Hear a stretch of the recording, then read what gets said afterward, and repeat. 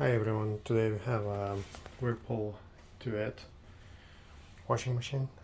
To run the diagnostic mode, what we need to do is pick one of the buttons except the cancel and start, turn the machine off, close the door, and we're gonna press this 1, 2, 3, 4 times, and each time we will wait 2 seconds, like that.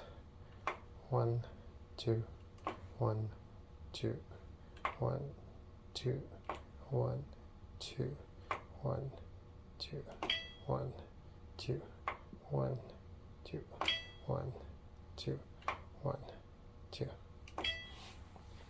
So that's how you enter diagnostic mode, and it will start self-testing itself with the lock, valve, etc.